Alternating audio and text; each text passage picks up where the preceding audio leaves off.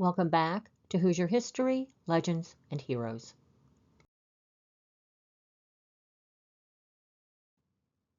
Welcome back to Part 2 of Samuel Woodfill, Medal of Honor recipient. If you haven't watched Part 1 about Sam Woodfill, please take the time to watch it first, and then come back for Part 2. A quick review from Part 1. Sam was born in Jefferson County, Indiana in 1883. He was an excellent marksman at a very young age. At the age of 18, Sam would join the military. He would spend time in the Philippines, Alaska, Kentucky, and Texas.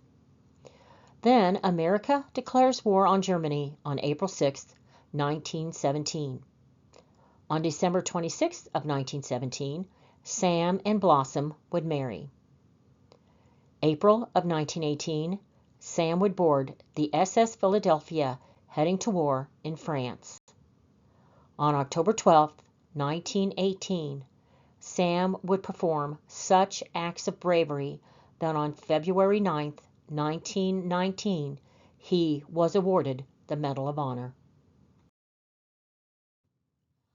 On October 31, 1919, Sam would be discharged from the Army. He and Blossom were together again, and he was determined to make a go of civilian life. Well, that didn't last very long. He was 36 years old, and all his adult life he had been a soldier.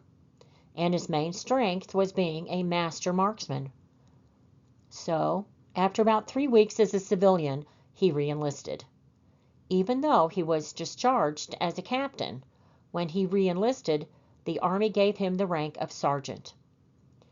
Now his objective was to get enough years of active duty service that he could retire with a pension.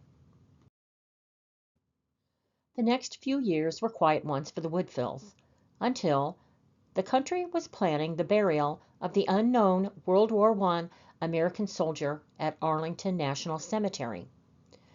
General Pershing was to pick 3 outstanding soldiers of the war. A committee reviewed 3,000 records and selected 100 that they gave to General Pershing to pick from. Pershing would pick Sergeant York, Colonel Whittlesey of the Lost Battalion, and the third was Samuel Woodfill. It is said that when Pershing saw Sam's name on the list, he said, "Why, I've already selected that man as the outstanding soldier of the AEF."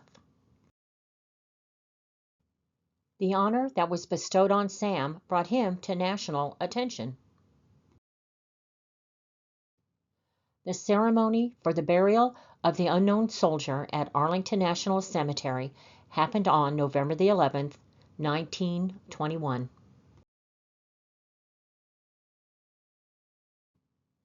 Sam was finding himself written about in newspapers all over. They would write about what an outstanding hero he was. And some reporters even asked Blossom about Sam, and she would say that he was a wonderful husband and that his worst fault was his modesty. After his experiences in Washington, D.C., having to do with the honor of being one of the pallbearers for the unknown soldier, he returns to Fort Thomas, Kentucky, and just kept on soldiering. But January 1st, 1923, a note was coming due on the Woodfill home near Carthage, Kentucky. His commanding officer gave Sam 3 months' leave so that he could work as a carpenter on the government dam at Silver Grove, Kentucky. He would make $6 per day working on the dam versus his $3 per day in uniform. Once again, Sam was big-time news in the newspapers, but this time it was the fact that the greatest hero of the war had to work construction to make his house payment because his Army pay wasn't enough. And I do want to add that they purchased the house when Sam was receiving his officer pay.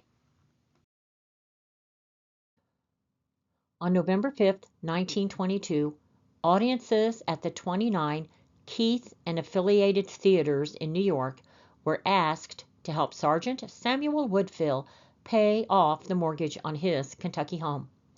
They believed that such a war hero deserved assistance when he was in need.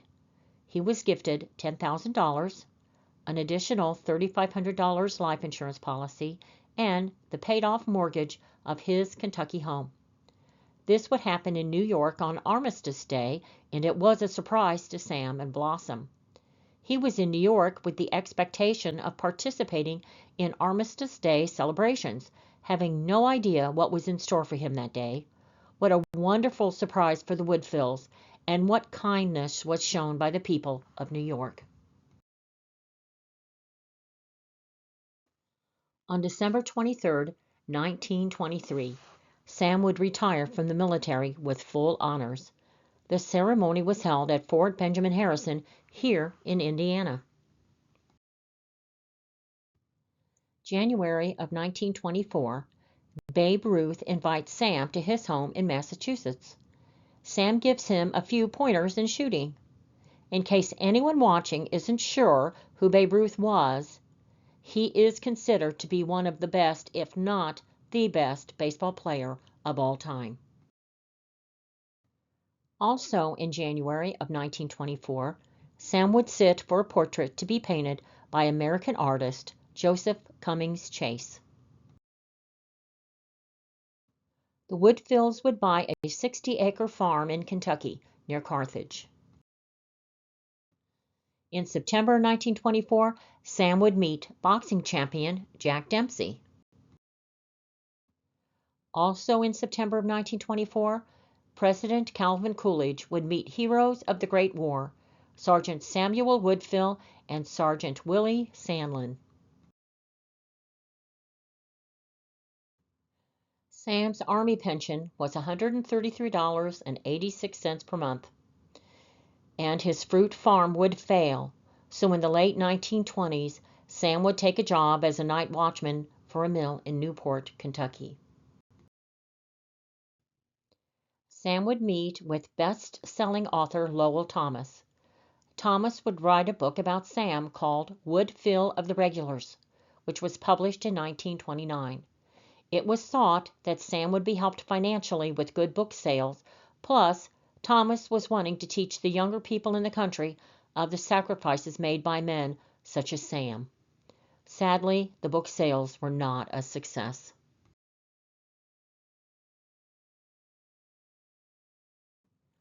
(1929) through 1942, Sam worked at the Andrews Steel Company in Newport, Kentucky as a time clock clerk and a guard. March 1942, America has just recently declared war on Germany and Japan. The draft was active at this time. Once again, Sam was making headlines, but this time it was about his registering for the draft. Sadly, Sam's beloved Blossom would become ill. She would pass away on March 26, 1942, of pneumonia in a hospital in Cincinnati.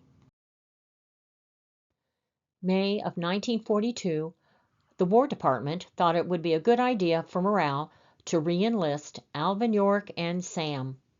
York failed the physical. Sam would be assigned to a firearms training position. A perfect position for him, don't you think? On July 1st, 1942, Sam would once again be active duty Army, but this time with the rank of Major. He traveled the country inspecting training facilities and gave hands-on instruction and advice.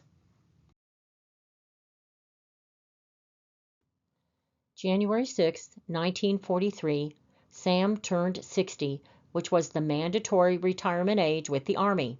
So once again, Sam is a civilian. He had a brother and sister still living in Madison, Indiana.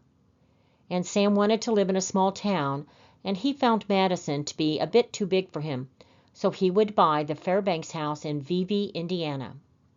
Now, I was told by a local man that the locals pronounce V-E-V-A-Y, Vevey, not Vevey.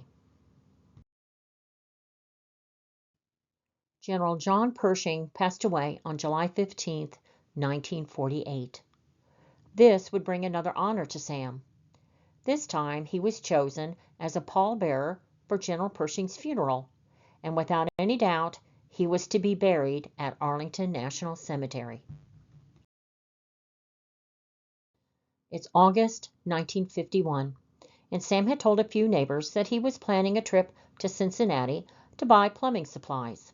So, when he wasn't seen out and about for a few days, no one was immediately concerned. When neighbors decided to check on him, they would find Sam dead at home. He had died of a heart attack 3 days earlier. Sam Woodfill, considered by some to be the greatest hero of World War I, died at home, all alone. He would be buried in the Hebron Cemetery north of Madison, where his parents are buried. In the spring of 1955, Phil Cole of the Madison Courier would discover Sam's grave. All there was to identify Sam was a small metal grave marker and a faded American flag. Phil, along with Indiana Congressman Earl Wilson, brought Sam's final resting place to the attention of the nation. Congressman Wilson would be notified from the Pentagon that Sam would be moved to Arlington National Cemetery to receive the burial he deserved.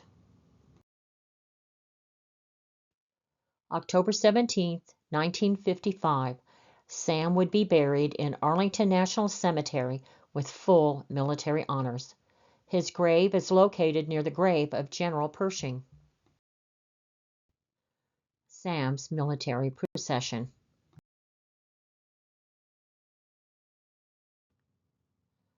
This is a picture of Sam's military headstone at Arlington National Cemetery. Then, this is a historical marker in Jefferson County, just north of Madison, and a marker that now stands where Sam was originally buried in the Hebron Cemetery in Jefferson County. And finally, in his honor, a monument that sits on the grounds of the courthouse in Madison. Sam was the only Hoosier awarded the Medal of Honor in World War I. He would also receive 2 medals from France and medals from Belgium, Italy, and Montenegro. Thank you for watching, and I hope you enjoyed learning the story of Samuel Woodfill, a farm boy born in Jefferson County, Indiana, who would become a top hero, if not the #1 hero of World War I. He was the only Hoosier awarded the Medal of Honor for World War I, and in 1955 he was given the military honor that he truly deserved, being buried in Arlington National Cemetery. And I also have one other thing to say. There was a movie made about Sergeant York, starring Gary Cooper, and there was a movie about Colonel Whittlesey and his Lost Battalion, starring Rick Schroeder, and both of these movies are worth watching. Both of these men were true heroes of the war, but it's a shame that no one thought that Sam deserved a movie of his own. Just a thought. Be sure to subscribe, like, share, and leave a comment. Also, be sure to click on the notification bell so that you will be notified when the next Hoosier History, Legends, and Heroes video is uploaded. Until next time,